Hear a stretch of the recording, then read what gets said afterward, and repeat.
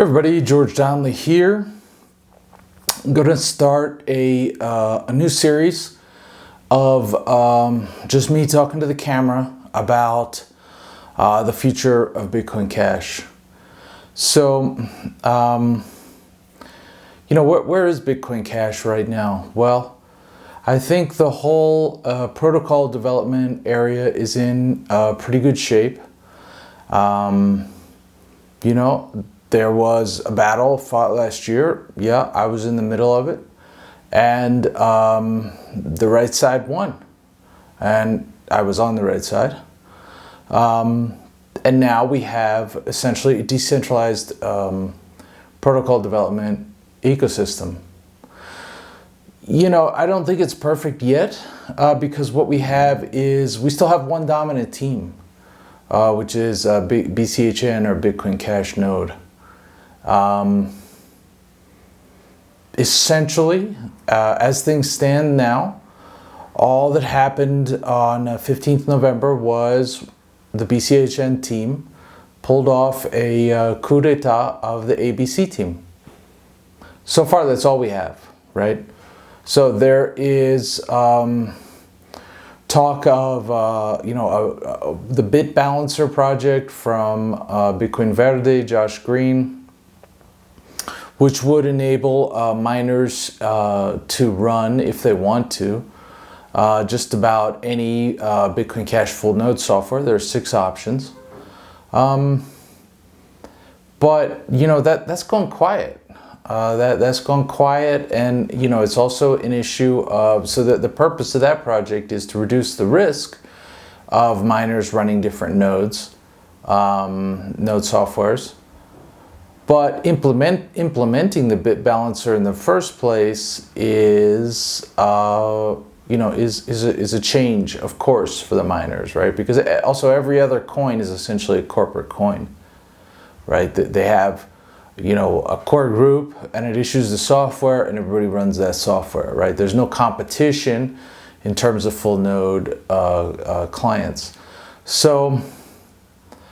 But that's in the hands of the miners. Even if the bit balancer software is delivered perfectly and everybody's like, yay, that's still in the hands of the miners, right? And that's going to move extremely slowly. Anybody who's dealt with the Chinese miners, and yeah, the dominance of China in terms of mining is reducing. Maybe it's around as low as 50% in the BTC space now, but it's still significant, and they move very slowly. Basically, it's a glacial pace of change, and who can blame them? Profit margins are usually quite thin, right? And it's pretty easy to take a loss if the cost of your materials, your raw materials go up. And why introduce this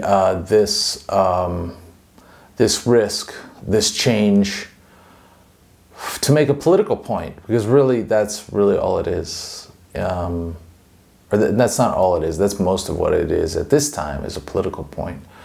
And so, it's also, especially given the fact that, maybe BTC hash rate may be like 99 to 1 or 98 to 2.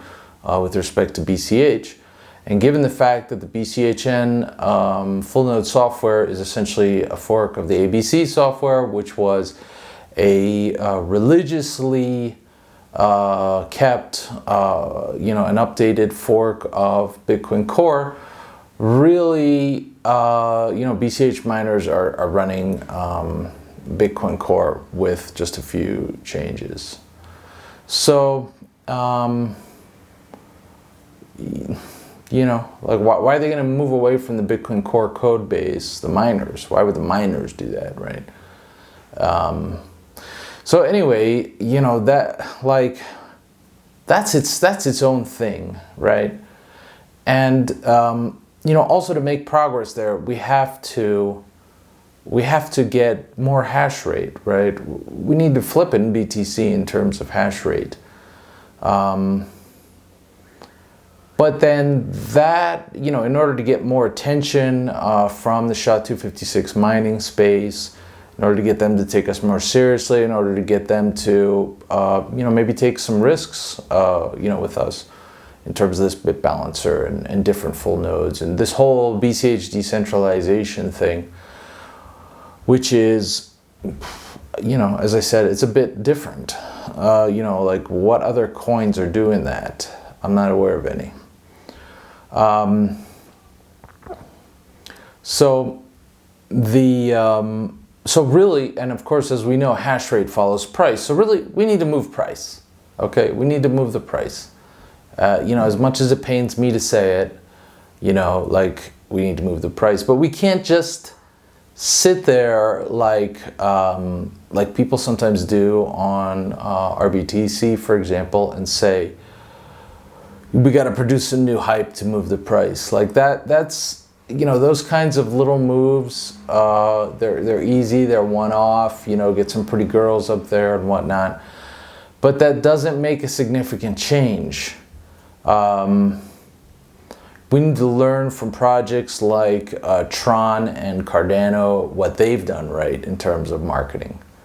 And maybe that's a job for me.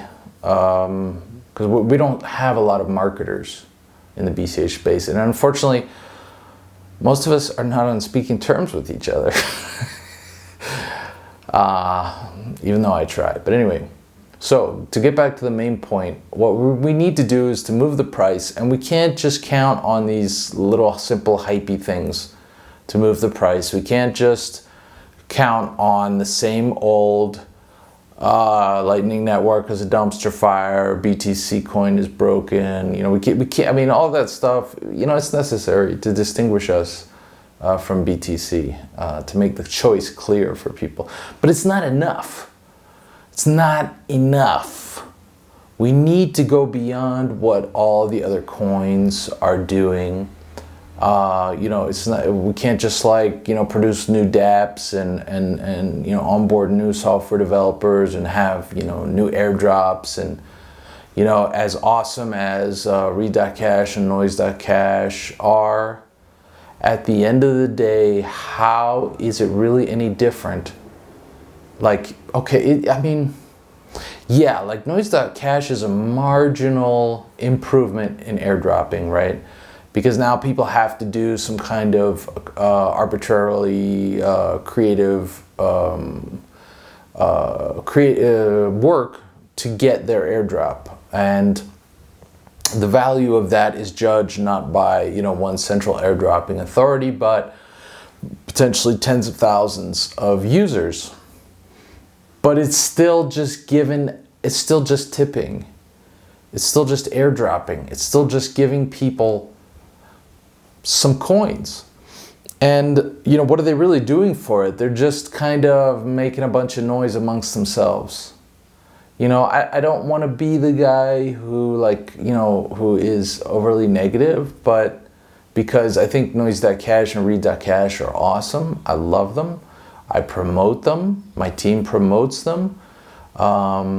Simon is doing a killer. I think probably those two projects are the most important marketing projects in Bitcoin Cash.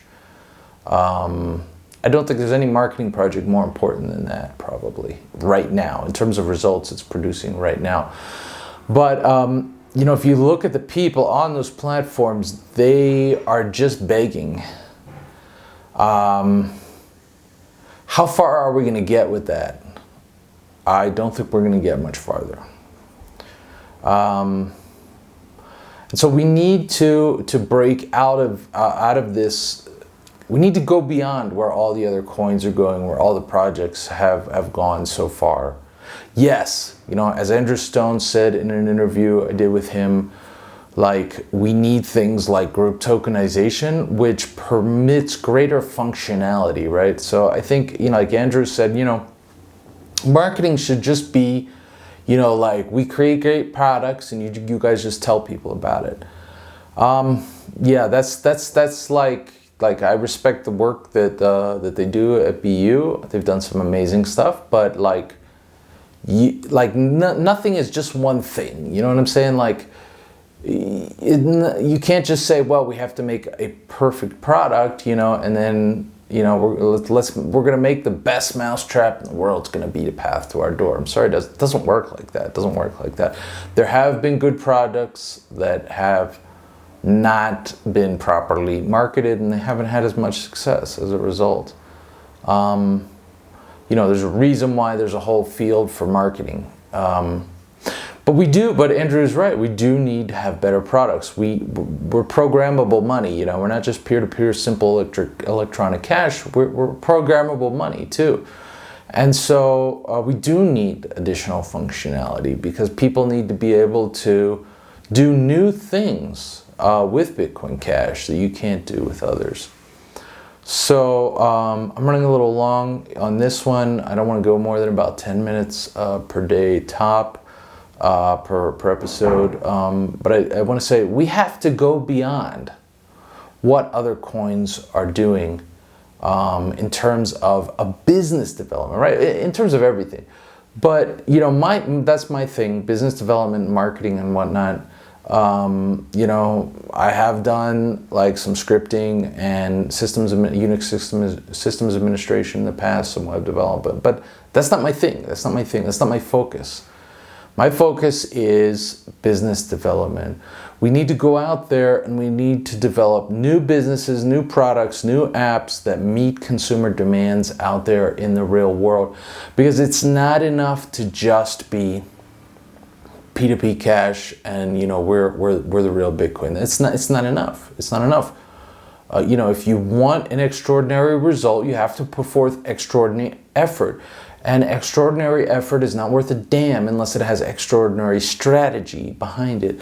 And so I want to challenge you to think about how to have an extraordinary strategy for getting more people into Bitcoin Cash. So that's the end of this episode of the vlog. Thanks for watching. Let's keep building Bitcoin Cash.